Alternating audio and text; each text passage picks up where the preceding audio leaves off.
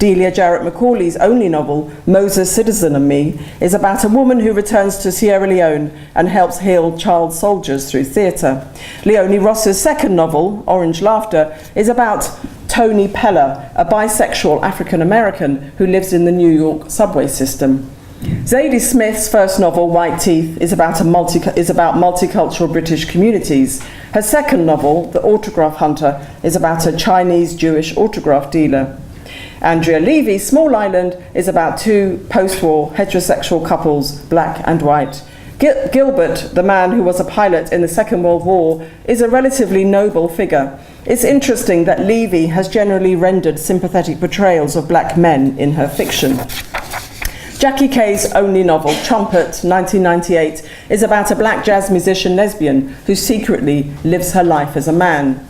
Trumpet juggles themes not concerned with the usual post-colonial issues. The otherness in Trumpet is to do with sexuality and transvesticism. My own writing has spanned generations, genders, cultures and genres, most latterly with Mr. Loverman, the story of a closet-gay 74-year-old London Caribbean man. What becomes clear from my research is the tendency among women writers to focus on the dramas of childhood and family. The 1990s also saw a new generation of black British male novelists and publishers who developed a taste for a certain kind of urban fiction that featured teenagers and young men involved in crime, drugs, violence and life on the street.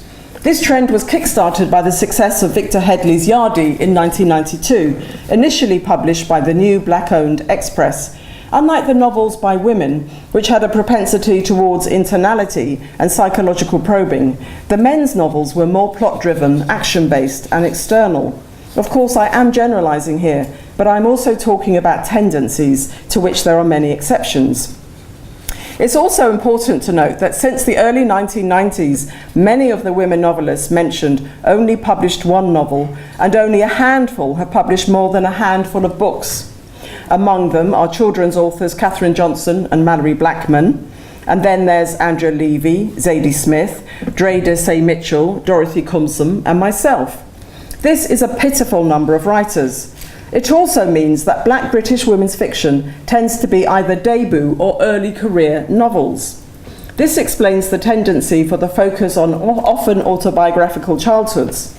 Certainly, the Bildungsroman label best seems suited to black British women writing ourselves into the literary landscape with the sociological and psychological possibilities of fiction.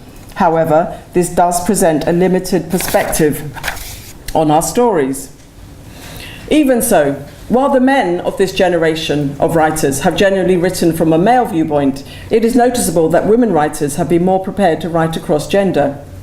So by the mid-noughties, there was a marked thinning of novels published by black British women. The situation was worse for male writers who, with few exceptions, such as Portia Newland and Alex Wheatle, and of course Carol Phillips, have all but disappeared. For a decade, we were fashionable, which was worrying to me at the time because trends are just that, ephemeral. My fears were realized when most of the writers who came up with me slowly disappeared, nor is there a new crop of novelists coming through.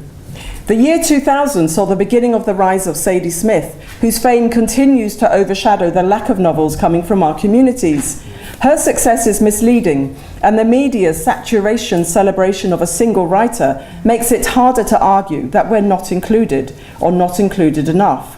This is not to criticize Zadie Smith, who has produced a talented body of work in criticism, but it is to challenge the media and industry to become more inclusive. The fact is that so long as I can name, and probably know, most black British women writers publishing today, there is a huge problem. Halfway through the noughties, African fiction took off, and rightly so. It was long overdue, and a radical departure from the preceding decades when African writers couldn't get published, except perhaps for Ben Okri, whose Booker win did not seem to signal the regeneration of African fiction on the international stage. Yet now I witness the British industry has started to favour African writers over its